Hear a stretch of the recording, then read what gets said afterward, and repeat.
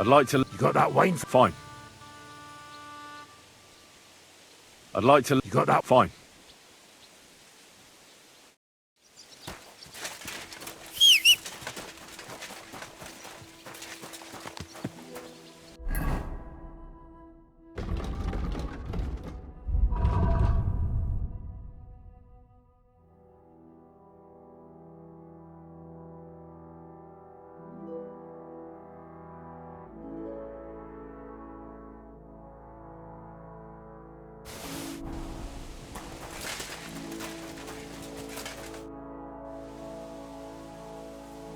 I'd like to... You got that wine for me? Fine.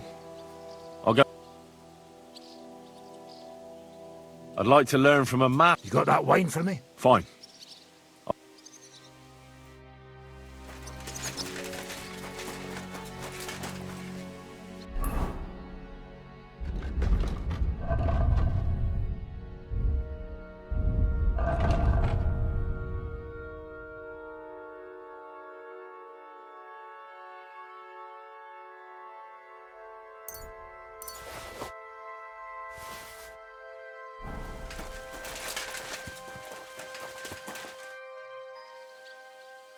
I'd like to... You got that wine for me? All right. Good lad. Now, what do you want to know? I want to see what you can do with a mace. Ha ha! Good choice. All right then.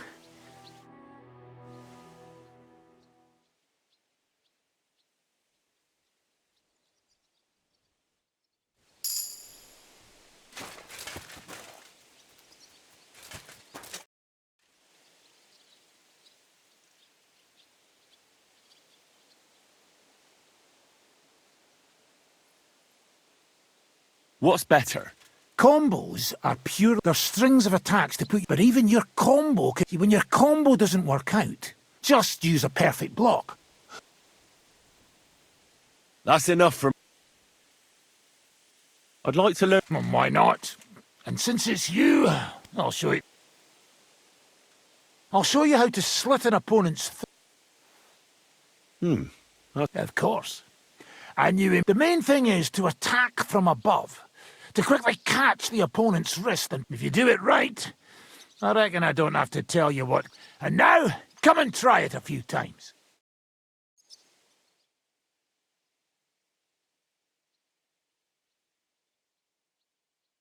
Well, good, eh? Let it sit for a while and you'll get it in your blood. You'll see.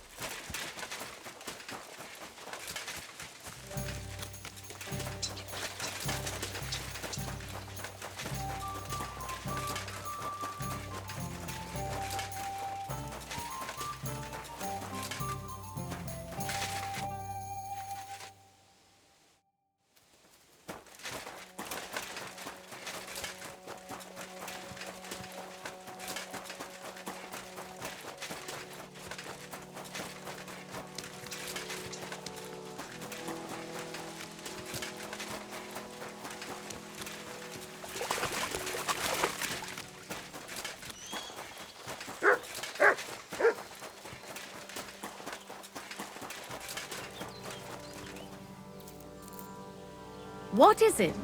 Why are you skulking here?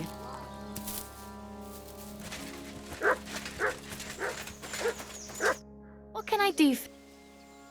I need a bath. I... I'd like a pretty girl. Don't worry.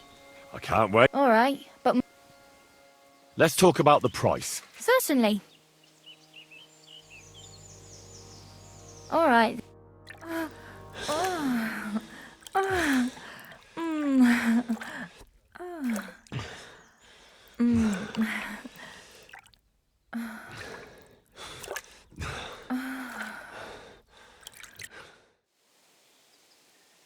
The world sure seems brighter after that, eh? See you again next time.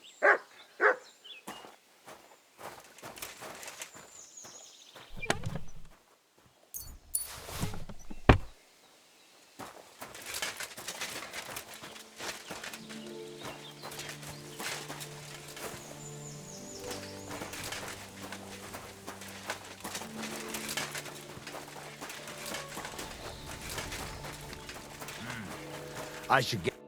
What do you want now? Show me.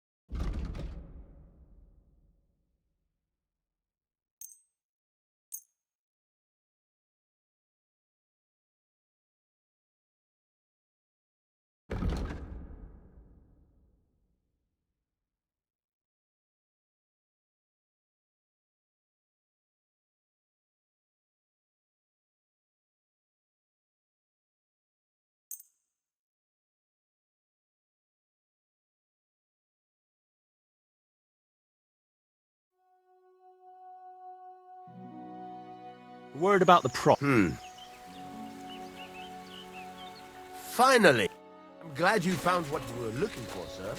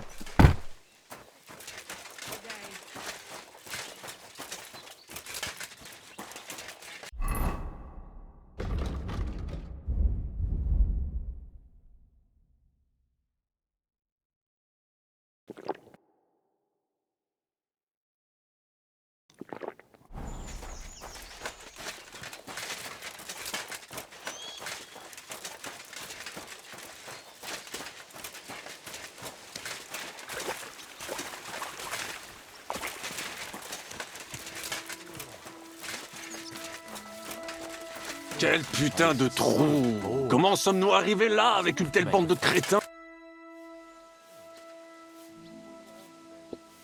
Sir Vaculin, you've had an exciting life. Bien sûr! Your interest is gratifying and quite understandable. Where does the name Brabant come from? That is simple. My compatriots call me that because I am originally from Brabant province. And, the name stuck. One day, I shall tell you about my place of birth, but I am sure you would long to hear about the conquest of Arezzo, yes? Or would you rather hear how I saved the King of France from certain death?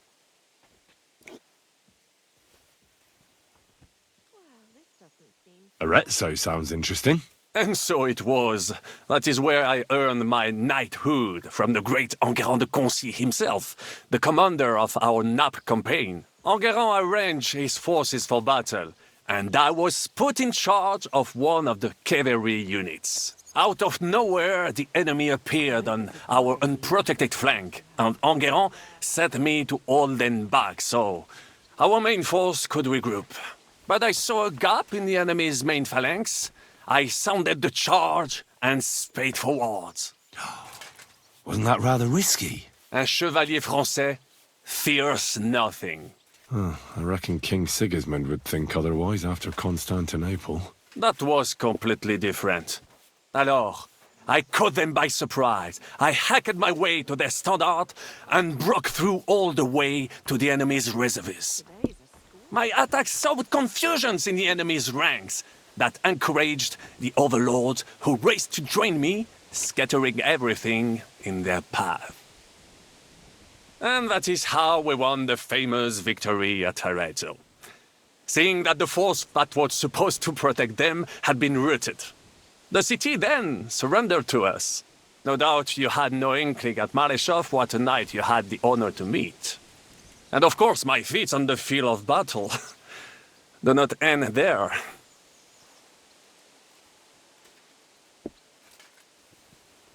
A bold maneuver.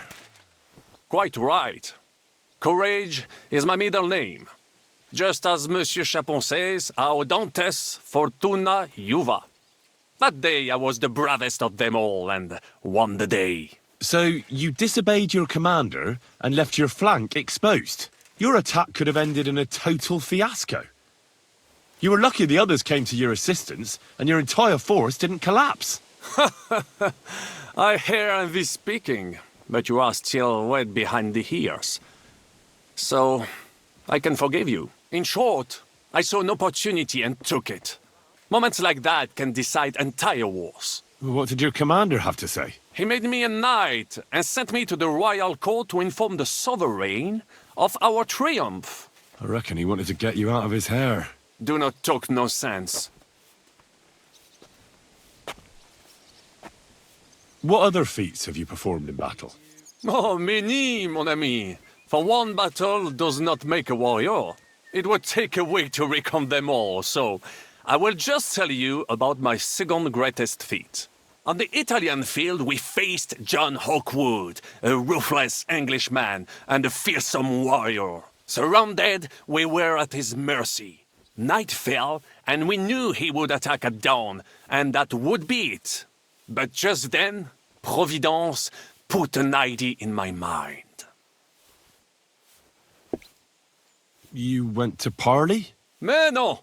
You cannot reason with les Anglais. Unobserved, I mounted my horse and set off to find help. And La Dame Chance was exceedingly kind to me that day. As I rode away, by chance, I stepped it off of our horses. Thinking we were trying to break through, les Anglais went to head them off.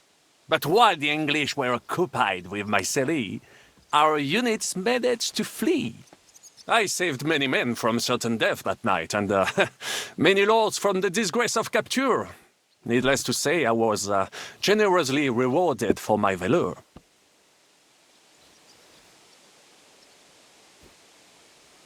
That is indeed incredible. But you were just trying to flee, weren't you? I wanted to bring reinforcements, but as I say, I merely follow Providence, and she guides my steps, from triumph to triumph, wherever I go. Stick close to me, Henri, and Providence will favor you too. How did you save the King of France? With Providence as my guide, mon ami, I came to the court from the field of battle to bring news of our victory, because, and remember this, The bearer of good news is always rewarded and cherished. But the king was in a bad mood and did not wish to be disturbed. Maybe I thought the news of our victory will dispel his ill humor. How could you tell him if he didn't want to be disturbed? Ha! I climbed up to his balcony and into his chambers to surprise him with the joyful tidings. And lo and behold, the king was writhing and gasping on the floor, overcome by one of his fits. Wasting not a moment, I dashed over to him and unblocked his throat, thus saving his life. In return, the king bestowed on me the title of Échanson, or cupbearer, and other generous gifts. And I then spent a while in his service at court. Unfortunately, though, even the king's favor does not last forever, and minor mistakes can come to overshadow good deeds.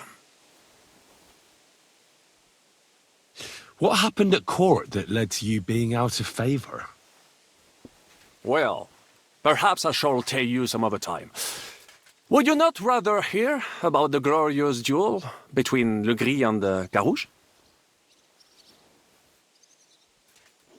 Tell me what happened at court that caused you to lose favor. Ah, a major setback and a gross injustice, mon ami. It is an unhappy memory, because it was the first time that La Dame Chance abandoned me. It's nothing to be ashamed of. We can all learn from our failures. And I bet even your failures make for great stories. Oui, that is certainly true. Very well, then. I suffered a combination of misfortunes all at once. But bad luck in business and on a hunt were the worst of all.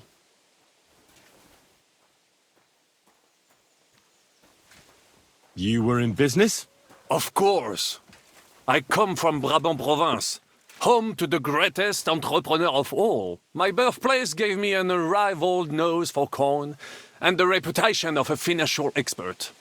I was nicknamed the Seer of Louvain, and also the End of Midas. That is, until I persuaded an important nobleman to invest a large sum in maritime trade with Africa. All the ships he bought sank in a tempest. He had to sell off part of his estates to pay off his creditors. Of course, he wrongly blamed me for everything and turned many influential courtiers against me. But my advice was sound. He was simply punished by God for fornicating with every wench from the Pyrenees to Brittany, bragging about it and thus bringing shame on his gentle wife. I told him as much, but some people never admit their mistakes and prefer to blame others.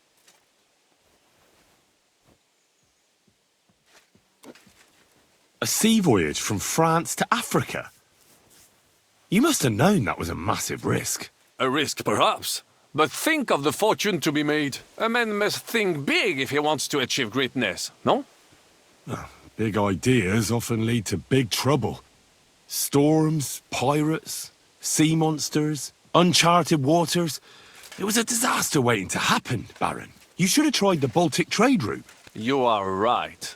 That would have been safer. But that is under Hanseatic control and there is too much competition.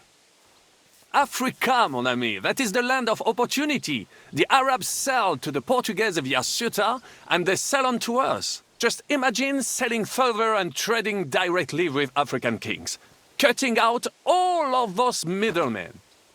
Remember this, because one day I will be proven right.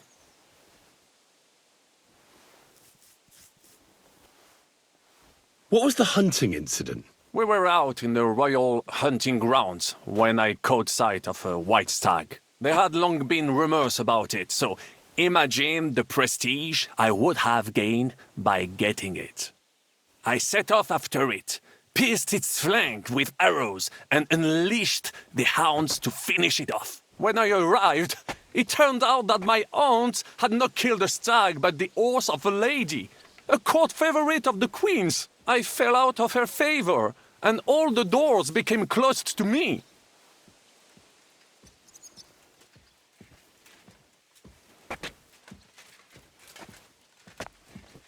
Christ almighty! How could you have mistaken a horse for a stag? I did not. It was the hounds. The stag must have got away. And in their frenzy, they pounced on the poor horse. That's nonsense. Oh, why do you say so? Hunting dogs are trained to go after game. They'd never attack a horse, especially hounds from the royal kennels. You must have made the mistake and set them on the horse. Well, normally that would be true, of course, but the ounce I was given had some kind of sickness that addled their wits. I do not remember exactly. No doubt they gave me those wants of purpose. A misfortune like that, which could indeed happen to anyone, would make lesser men roll with laughter. But the other lords were afraid I would outshine them, so they were waiting for a chance to get rid of me. And that chance came along, unfortunately. Luckery and Cargouche. Sounds like a pair of jesters. En aucun cas. Jacques le Gris and Jean de Carouge. These two great knights were in a legal dispute. But above all, when de Carouge was on a campaign, Le Gris fornicated with his wife. She claimed that he had raped her, while he said he had seduced him. And because everyone swore to their own truth on the Bible, the matter had to be settled by combat.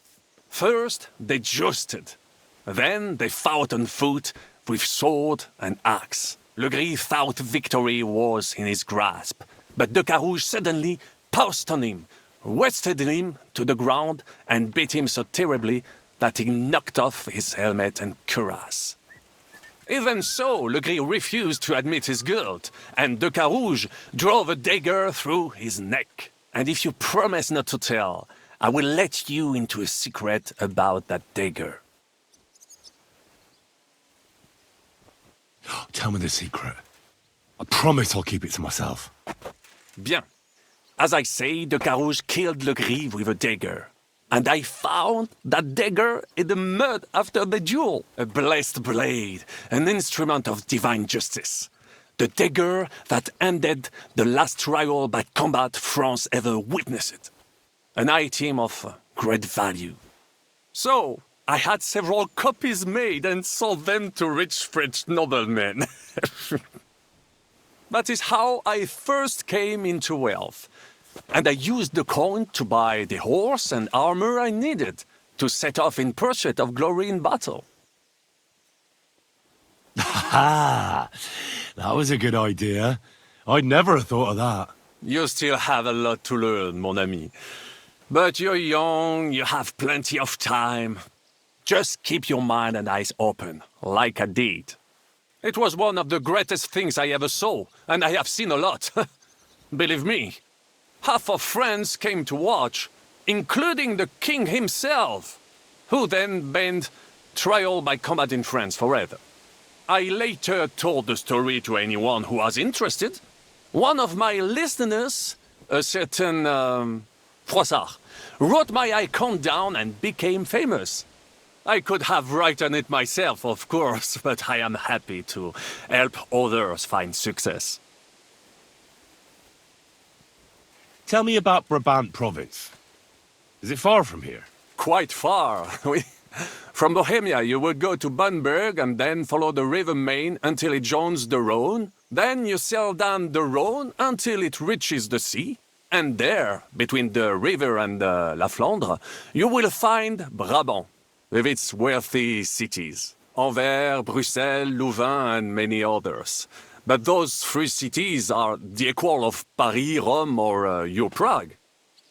Both the Dukes of Burgundy and the Imperial Princes would like to annex our land to theirs, because its flourishing trade has made it rich. But like everywhere else, you can only come into wealth by birth or by enterprise, which is how I did it.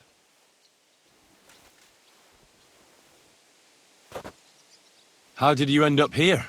Leaving the court with a modest sum, I launched to visit faraway lands. I traveled a lot, spending time in various countries and having many great adventures. When I learned that l'Empereur Charles, that great friend of France, had built the magnificent city of Prague in Bohème, I had to see it. So people in foreign countries speak highly of Prague? Bien sûr! It was abroad that I heard of King Wenceslas' Silver City and its reputed vast wealth. I bought the abandoned Miskowitz estates and shares in the Kuttenberg mines. And for a time I settled here to provide for myself and wait for King Wenceslas, whom I wished to serve. But even here fate did not let me be. When Sigismund brought his army to the city, I appointed myself to lead its defense. For how better to make King Wenceslas aware of me than by saving his beloved city? Victory was assured, but the burghers had other ideas. The city was handed over to the enemy, and I with it, stripped of my possessions. I languished in captivity, until fate again stepped in by sending you to Malishov.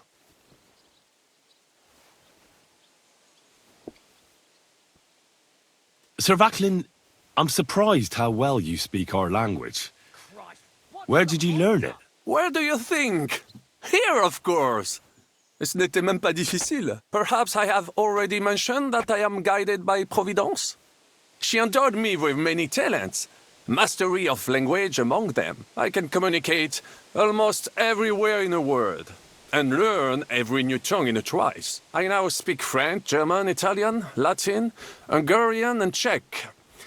Some English, though that is only a necessary evil. Thanks for sharing your stories with me, Sir Vaclin. What do you think of our band of outcasts? Well, I cannot say I expected to end up in this kind of company. I am more used to royal courts or, at least, wealthy burghers. But a man must accept his destiny as it comes. What do you think of Zizka? Le Chevalier Jan? Well, he's not doing badly for a minor nobleman, but I think he will never be accepted among the higher nobles and knights. That takes a lot more. Mark my words. I am a good judge of people.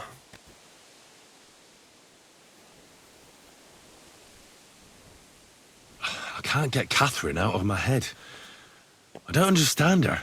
I'm sure you have more experience of love than me. What do you make of her? Ah, you're right. I am a connoisseur of love like I am of wine. But for my taste, Mademoiselle Catherine is of somewhat aged vintage.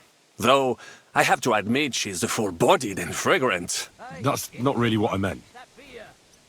Why is a woman like her with us? Là est la question. I had the feeling something terrible happened to her in the past. So do I. But what? I have no idea. But she is fond of you, if you ask me. Try asking her, and maybe something will come of it. L'amour. Oh, come on. I am a good judge of people, trust me. L'amour.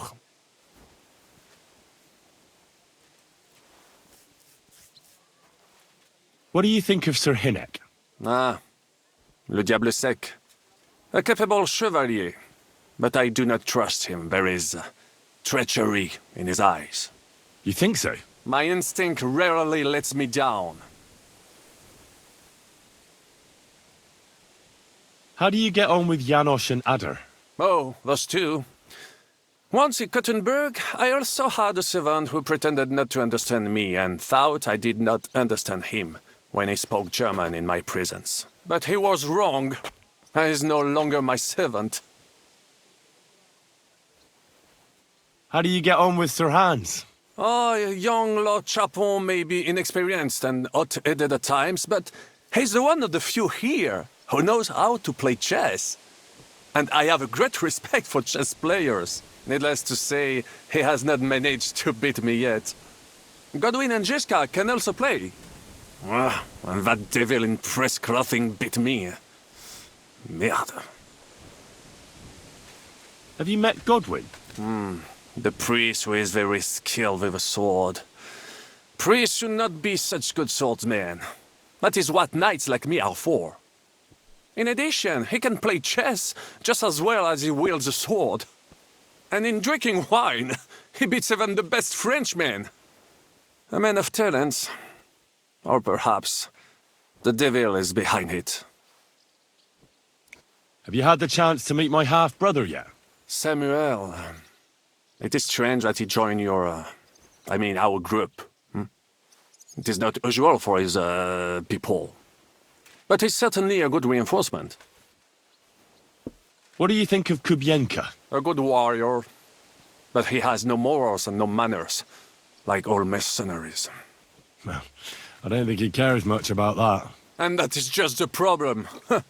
How can you trust a man who does not want to be a knight? I'd like to learn something. It will take some time acquiring my art, especially now when I have been in so. Sir Vaclin, no doubt you're a master of melee. Am I good with a bow? You will never be that good, of course. But I will. Allons-y, mon ami.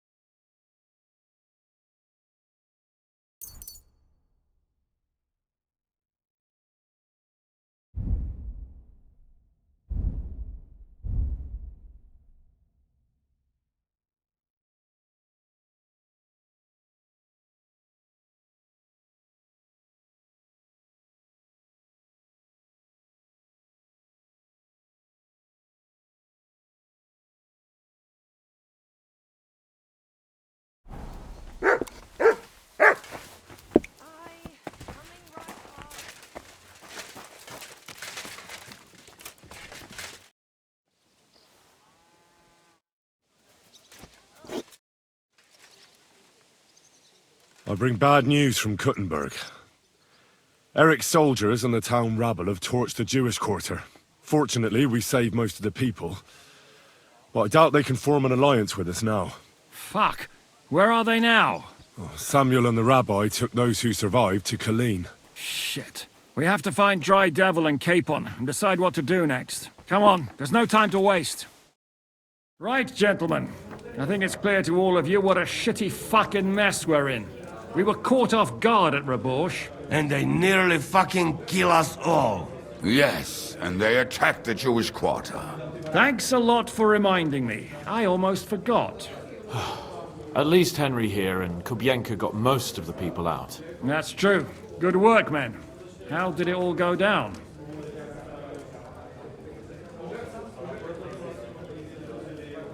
It was a massacre.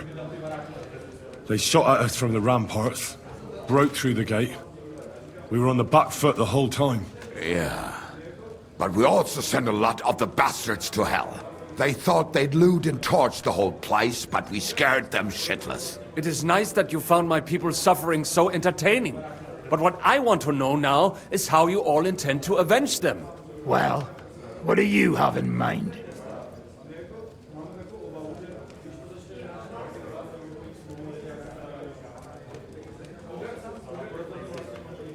We shouldn't give up. That's the main thing. Except that Sigismund has the League of Lords and a whole fucking army. And what do we have? Fuck all! Come on, lads. Jobst will bring his army soon. It'd be fucking mad to try on anything big before that. It might take weeks for them to arrive. Von Bergov will have found and caught us by then. We have to get rid of Von Bergov. It's because of him that we're in the situation we're in, after all. You mean in the shit, Sir Hans?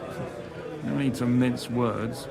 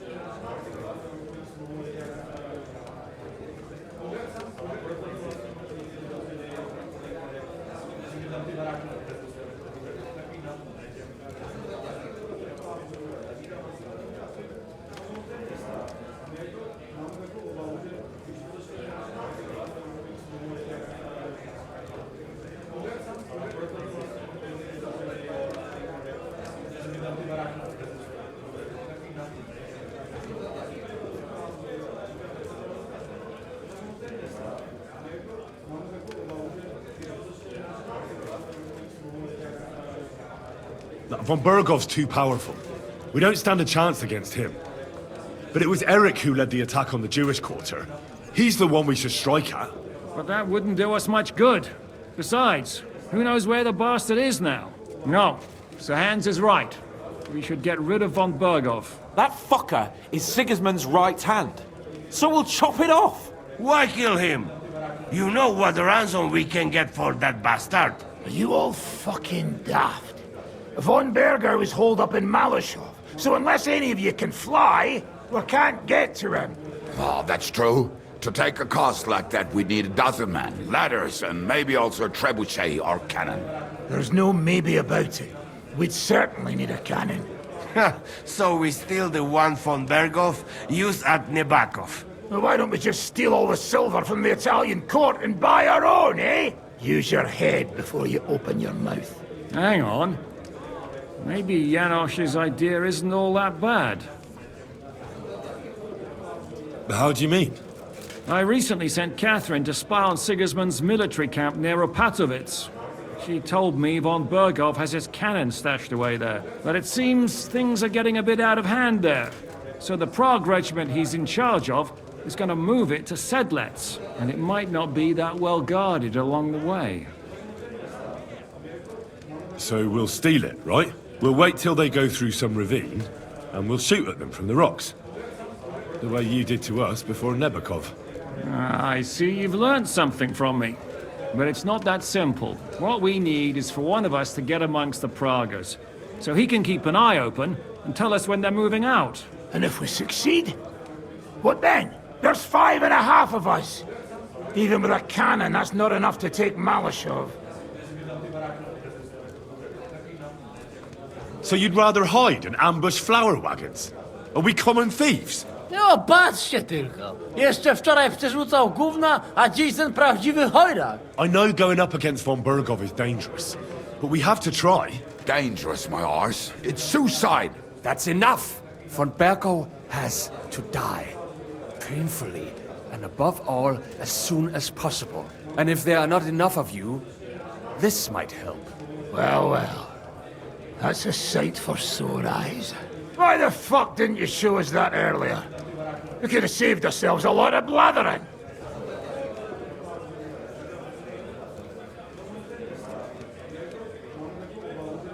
Where did you get such a fortune? People in Kolin decided to help.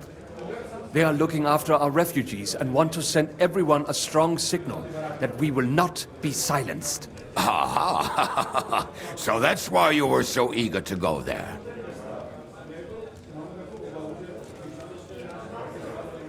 We really appreciate it, son. Believe me. And we won't mind if you got a couple of more purses like that. If you will permit, monsieur, I might be able to contribute. I know a few mercenaires in this part.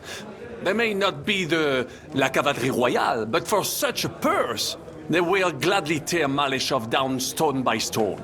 Ah, a company of mercenaries, a surprise attack, and a cannon in reserve. We could do something with that, couldn't we? Not so fast. We don't have the cannon yet. Then we'll fucking get it. We'll find a good spot for an ambush and send someone into the camp to spy on them. What about you, Henry? You'll get yourself recruited into the Prague Regiment, and when they take the cannon to Sedlitz, you'll send us a message via Catherine. Me again? Well, at least I'll see Catherine. Well now, has the youngster here fallen in love? That's settled then. Henry will go to the camp. Catherine will tell you all you need to know. You'll find her in the bathhouse there. In the meantime, Ada here can go to Malashov and find out how von Burkhoff and his people are stationed there. But look, don't touch. Za kogo ty mnie kurwa masz? A lot of soldiers need a lot to eat. They'll have to stock up. I'll go hunting. This tavern's a bit crammed for my liking as it is. And what are we going to do? We're going to prepare a warm welcome for the Praguers. What do you say, Sir Hinek? Well, what the fuck are you all sitting here for? Didn't you hear? The fun's about to start!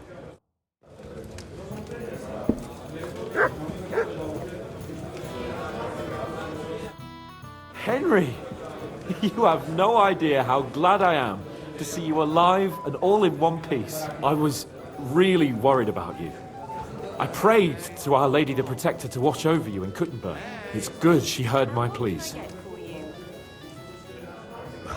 Thanks for putting in a good word. It definitely came in handy, because it wasn't nice at all. Lots of violence and death, countless foes. We could have easily kicked the bucket any moment. God damn! What happened there? I don't know if words are enough. Simply... it was just like Skalitz.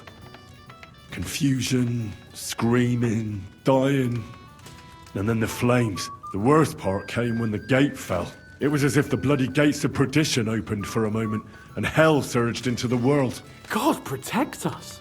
God damn it! I should have gone there too. I could have been some use at least. I'm always glad to fight by your side, but you wouldn't have changed anything there. There were too many of them. And when the whole street was thronged, there was no stopping it. All we could do was try to hold back Eric's people as long as possible, so the locals could flee to the synagogue. See, there's a hidden tunnel inside it, leading out of the city. Fucking tunnels! Ugh. But thank Christ for them. What about Liechtenstein? He's fine. And he managed to get those mysterious documents of his out. He left with the survivors for Colleen. Praise God. He's from an old and glorious house. It'd be a dreadful pity if he got left behind. The main thing is you got out. I was afraid I wouldn't be able to thank you properly for coming to Malashov for me. No need to thank me. I beg to disagree, my brave and faithful companion. First and foremost, be it known that if you should ever similarly find yourself in captivity, I swear before our Lord Jesus Christ that I shall come for you as you came for me. And secondly, I have something here for you. A truly knightly reward for your knightly deed. A hunting bow that has no equal in the province. I hope it'll brighten your thoughts after all those horrors. It can fell the mightiest buck deer and enchant many a doe. And besides, it has attached to it an enlightening history. I'm honored. Thank you, friend.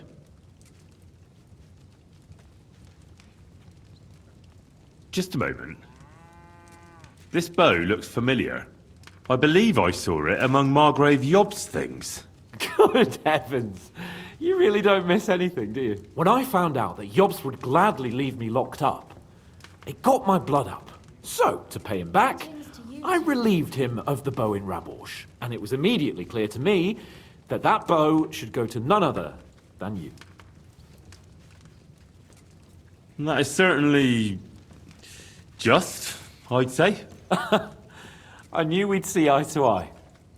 It'd be great to try that bow out right away. We could ride out together on the hunt. Wine, bacon, wine, the deep woods, a quiver full of arrows, wine, shoot some deer and celebrate with wine, like we used to do back home. We only went hunting together once. Yeah, but it was memorable. Don't tell me you wouldn't like to do it again, because, as you yourself heard, There's no reasonable mission here for the noble lord of Leiper and Perkstein. So all I can do is head to the woods and make sure we don't die of hunger here. You'll come with me, right? We promised Zizka some meat, after all.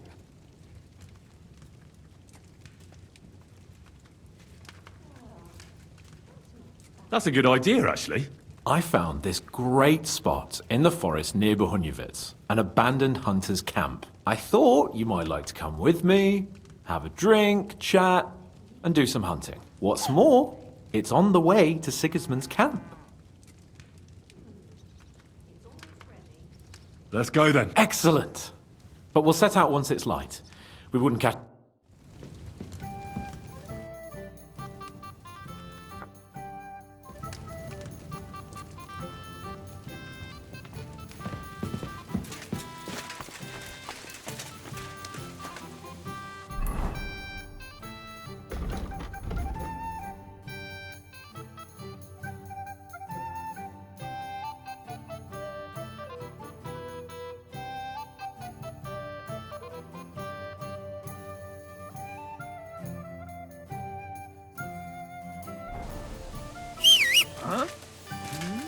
Damn it, I thought something was going on here. Well, look at me, over here like...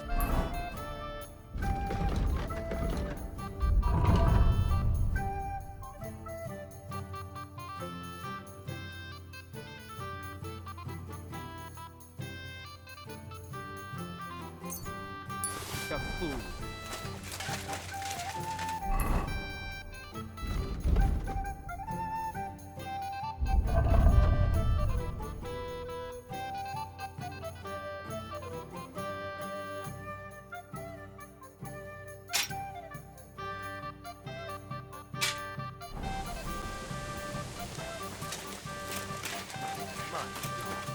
That looks like a bloody... The camp might be pretty dangerous. Catherine's the one who knows about spying and that kind of thing. But it won't do us any harm if you make yourself useful. I don't expect you'll just blurt out to them where they can find us, but loitering around the camp... Taking Malashov won't be... You'll find out in good time, don't worry. First, with a bit of luck, we'll get inside the castle unobserved at night, and then we'll manage somehow. What about that cannon? We'll keep that in reserve in case anything fucks up.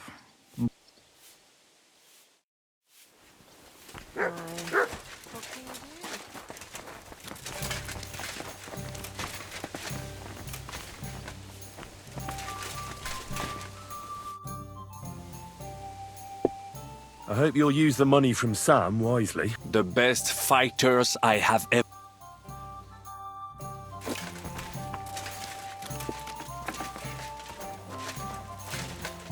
Well, this doesn't...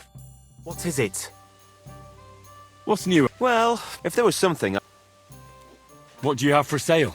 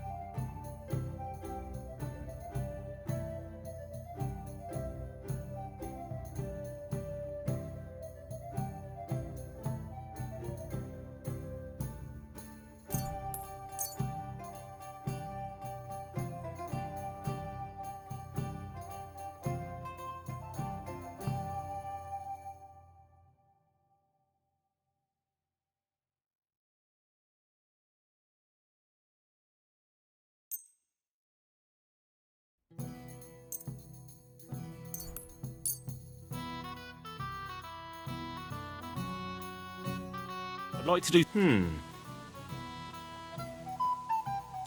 Win? Aye. Thank you, sir. And come again. Mind where you're going.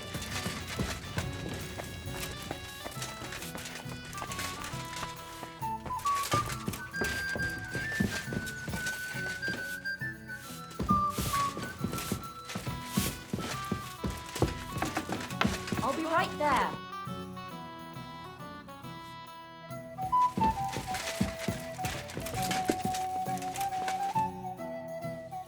I heard you fought in the Battle of... Why wouldn't?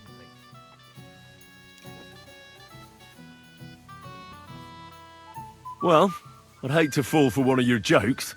And I know you talk a lot when you're drunk. True enough.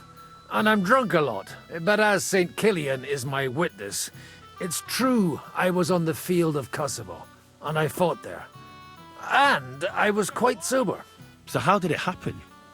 Tell me. I don't think I can quite imagine such a massive battle. How many soldiers were there? Countless, lad. I'd never seen so many take the field. At least 10,000 men on our side. And Sultan Murad must have had at least twice as many with him. So how did the battle go? Lord forgive me, but it went to shit. Could you be more specific? Specific? Well, I only know what people said after the battle. When you're in the midst of it, you don't see what's happening around you. Which was? Well, it's hard to describe. Attacks are followed by retreats, and between that, only fatigue and dust. So what happened?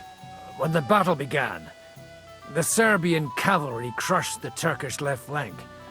It looked good for us, but alas, that was just the beginning. Soon, we got ours too.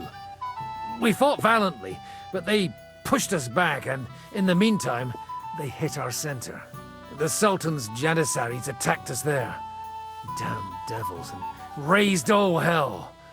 Rivers of blood soaked the ground. How could you survive something like that? You can't give up, and death isn't an option. But then a rumor spread that Prince Lazar had fallen, and everything began to crumble. But he was a tough old warrior of the Nemanjic royal blood. He wouldn't give up just like that.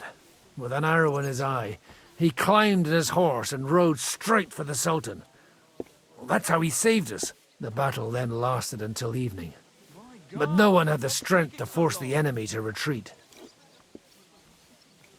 And where did you fight? In the saddle. I'm a nobleman, after all.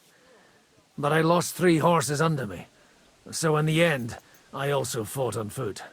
Most of us mercenaries were on the left flank, under the command of Vlatko Vukovic. But he soon got wounded, and the men began to flee.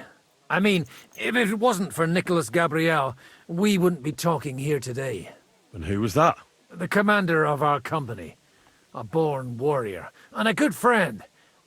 In fact, Zizka reminds me of him a bit sometimes. In any case, the fact that Gabriel had taken a command at that point meant our flank did not buckle, and the Ottoman rabble did not cut us to pieces as we fled. So who won in the end? The battle lasted all day, and in the end no one knew who had won, because both sides left the field. Only later did we find out. Prince Lazar had fallen there alongside all his Serbian nobility. Still later came the news that Lazar had been captured and executed by the Turks the day after the battle. They executed a prince? Aye. They beheaded him, because someone had slit the Sultan's throat like a piglet. So you didn't win? It's hard to say. We held our own against the odds and survived. Only without their prince, it was just a matter of time before Serbia fell into the new Ottoman Sultan's lap. Fortunately, I didn't stick around to see it.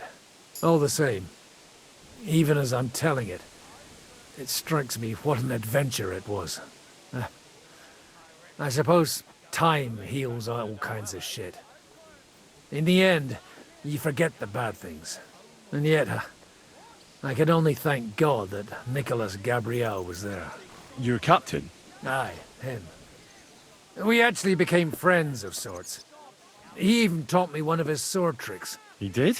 Aye, really. A memory of the good man who saved... Please show me that. I'd be glad to, my friend.